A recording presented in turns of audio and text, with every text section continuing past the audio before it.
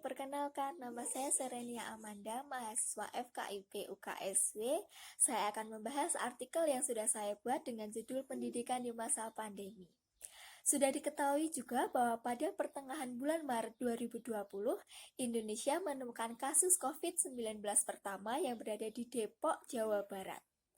Pastinya semua kondisi berubah begitu saja setelah adanya virus ini, dan dibuatlah aturan-aturan dari mulai memakai masker, menjaga jarak, lalu menjauhi kerumunan. Tulisan ini juga memiliki tujuan atau maksud untuk menjelaskan pada pembaca mengenai dampak, hasil, dan juga hambatan yang dialami oleh pelajar atau mahasiswa. Tetapi perlu diketahui terlebih dahulu, apa sih pengertian belajar online itu? Belajar online adalah kegiatan belajar mengajar yang dilakukan melalui medium internet.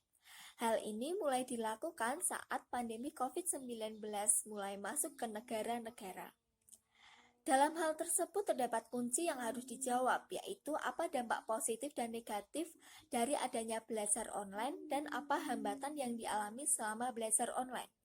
Menurut jurnal yang ditulis Dewi Kumalasari dan Zakiyah Akmal, dalam jurnalnya menyebut bahwa online learning staycation abstrak pandemi COVID-19 mengakselerasi disrupsi pada dunia pendidikan untuk beralih dari pembelajaran tatap muka menjadi pembelajaran daring. Sejumlah tantangan mengimplementasikan pembelajaran daring berpotensi membuat pembelajaran tidak berjalan ideal dan nantinya berdampak pada kepuasan mahasiswa dalam belajar.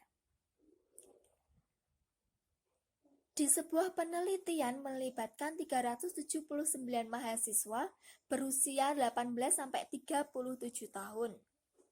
Diperoleh melalui teknik sampling incendital. Pengambilan data dilakukan dengan menggunakan skala The Academic Reality Scale, Learning Readiness for Online Learning, dan Student Staycation with Online Learning. Sesuai topik yang dibahas dengan menjelaskan berbagai tantangan, hambatan, dan pembelajaran online selama pandemi. Dari berbagai pernyataan tersebut terdapat berbagai kerugian berupa kerugian waktu, kerugian finansial, dan juga masih banyak lagi. Dari kerugian waktu yaitu pembelajaran yang seharusnya maksimal lalu dipersingkat. Pastinya masih ada lah kerugian yang lainnya yang banyak kita alami. Di sini saya mengambil dua contoh nyata atau contoh real dalam kehidupan sehari-hari, yaitu seorang anak yang duduk di bangku sekolah dasar yang mengalami kesulitan dalam menggunakan alat media untuk pembelajaran online. Yang kedua yaitu seorang ibu rumah tangga yang mengeluh harus mendampingi anaknya belajar seperti gurunya di sekolah. Lalu terdapat kesimpulan juga bahwa banyak hal yang menghalangi dari adanya pembelajaran online ini, serta banyak juga kerugian yang kita alami. Banyak juga anak yang bermalas-malasan ketika belajar online karena situasi yang dilakukan di rumah masing-masing. Tetapi memanglah kenyataan dan situasi sekarang tidak dapat diprediksi. Dengan adanya pembelajaran online ini menarik kesimpulan bahwa tidak semua pelajar atau mahasiswa paham akan pembelajaran yang diberikan oleh guru atau dosen mereka. Dengan begitu, mereka akan mengalami penurunan kualitas dalam belajar sehingga berpengaruh bagi kualitas pendidikan di Indonesia, sehingga akan menaikkan indeks penurunan kualitas belajar bagi anak Indonesia.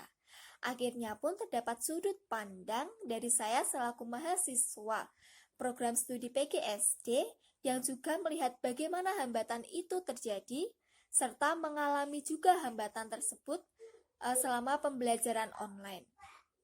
Dari sini saya mengambil sikap harus bisa menyesuaikan diri supaya tidak terjadi kesenjangan dalam diri saya mengenai pola belajar saya yang dulu dan sekarang. Sekian dari saya, terima kasih, dadah.